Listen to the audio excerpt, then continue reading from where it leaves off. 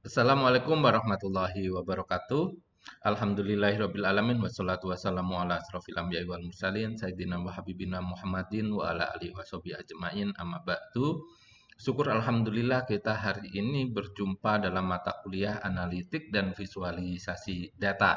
Pada pertemuan kita hari ini kita akan membahas tentang tools analisis dan visualisasi data. Pada pertemuan sebelumnya, kita sudah membahas tentang grafik data dan beberapa grafik yang bisa kita gunakan untuk menampilkan atau memvisualisasi data yang kita perlukan dalam memberikan atau menyampaikan informasi agar informasi tersebut sangat mudah untuk dipahami pengguna.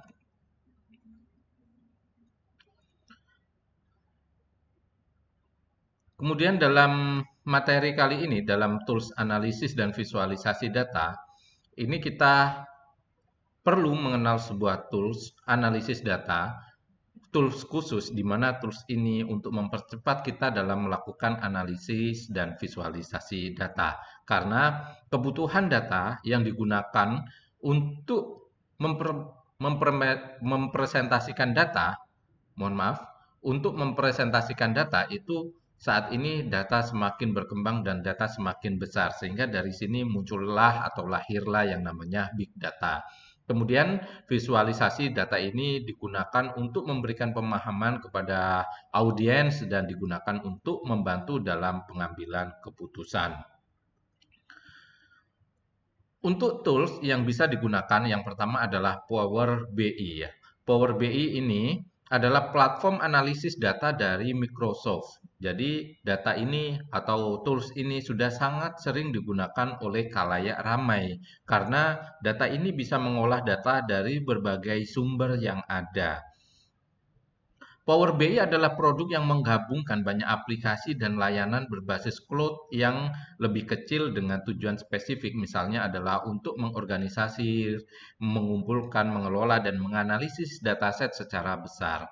Big data adalah sebuah konsep di mana analisis bisnis dan data akan mengevaluasi dataset yang sangat besar yang dapat mengungkapkan pola dan tren yang berkaitan dengan perilaku dan interaksi manusia yang tidak mudah dikenali tanpa menggunakan suatu alat tertentu. Kemudian Power BI ini akan menampilkan data dalam bentuk suatu dashboard ya. Power BI bukan hanya sebuah aplikasi sumber tunggal, tetapi Power BI ini memiliki komponen desktop, online, dan mobile di berbagai platform Power BI. Anda pasti akan menemukan satu atau lebih produk seperti Power BI, kemudian Power Query, Power Pivot, Power View, Power Map, Power Question Answering, kemudian Power BI Service misalnya. Ini adalah komponen dari Power BI. Tadi saya sudah bilang ada beberapa komponen dari Power BI yang bisa kita lihat. Kemudian karena koleksi data yang besar dan tipikalnya adalah sering kali diekspresikan dalam jutaan catatan, maka berbeda dengan alat seperti Microsoft Excel, Power BI dapat mengevaluasi banyak sumber data dan jutaan catatan secara bersamaan. Tentunya sumber-sumber tersebut tidak perlu terstruktur menggunakan spreadsheet. Mereka bisa mencakup data yang tidak terstruktur maupun semi terstruktur. Kemudian setelah data yang dikumpulkan itu ditetapkan dalam suatu sumber dan kita bisa memprosesnya menggunakan Power BI ini.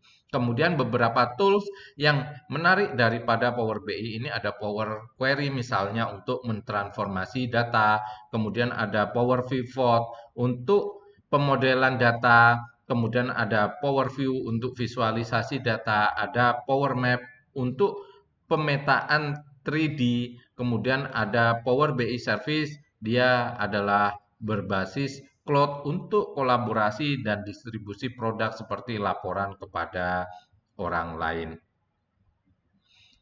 Kemudian selain Power BI, kita akan mengenal tentang Tableau. Tableau adalah platform intelijen bisnis yang membantu pengguna melihat dan memahami data mereka menggunakan representasi visualisasi data yang sangat menarik.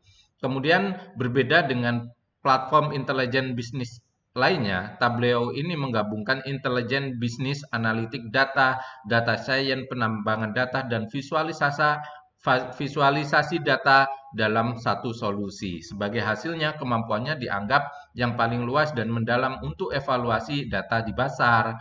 Pada tahun 2019, Salesforce mengakui Tableau. Pada saat itu, fokus Tableau pada data yang sangat besar, tetapi belum mencakup segala hal.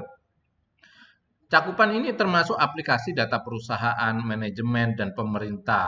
Kemudian ada juga untuk analitik visual dan penceritaan end-to-end data. Seperti halnya platform lain, Tableau ini juga mendukung untuk pembelajaran mesin dan kecerdasan buatan telah menjadi integral dari platform ini. Sehingga mesin AI Salesforce Einstein dibangun ke dalam Tableau untuk membantu mempercepat prediksi analitik data dan menyediakan mesin rekomendasi yang kuat dan memberikan alur kerja yang canggih sambil menawarkan lingkungan pengembangan low code.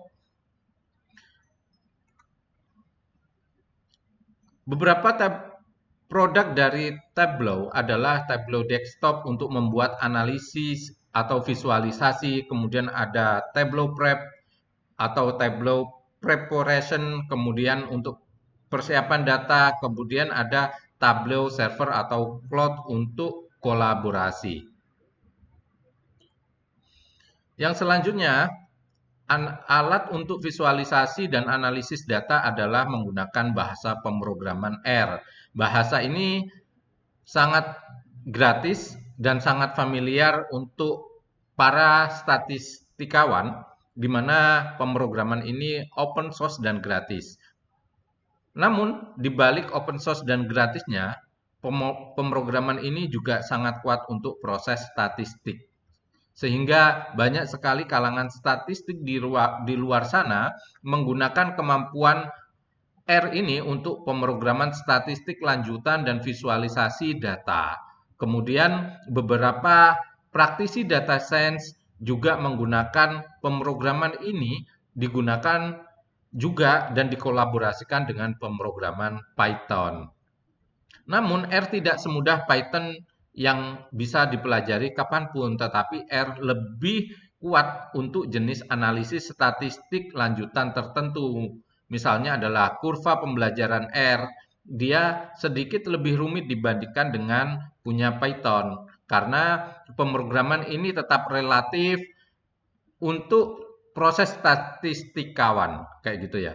Yang perlu dilakukan adalah menguasai kosakata dasar yang digunakan untuk menjelaskan bahasa dalam pemrograman ini. Maka bahasa pemrograman ini tentunya cocok untuk analisis data dan visualisasi data.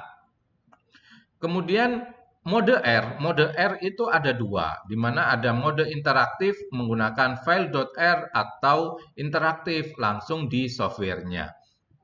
Jadi kita bisa menggunakan langsung data ini untuk analisis dan visualisasi.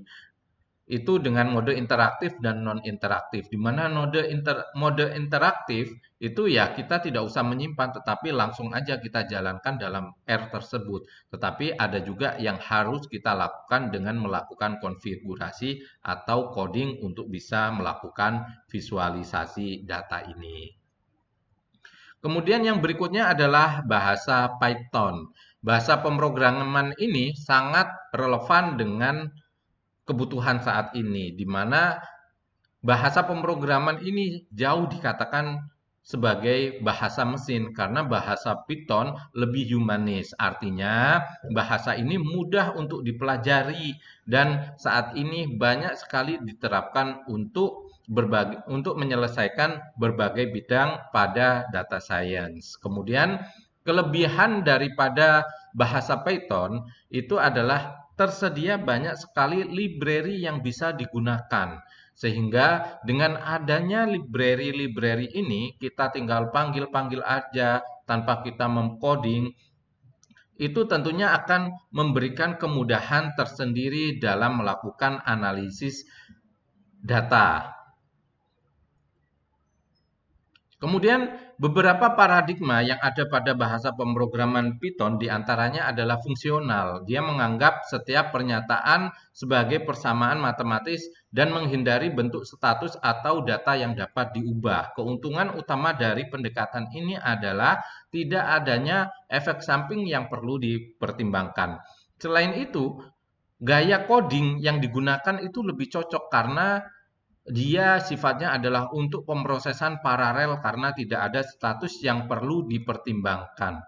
Kemudian dia dikatakan imperatif karena melakukan perhitungan sebagai perubahan langsung pada status program dan gaya ini berguna untuk memanipulasi struktur data dan menghasilkan kode yang elegan namun sederhana. Kemudian yang ketiga, dia berorientasi objek, mengandalkan bidang data yang diperlakukan sebagai objek dan dimanipulasi hanya melalui metode yang ditentukan.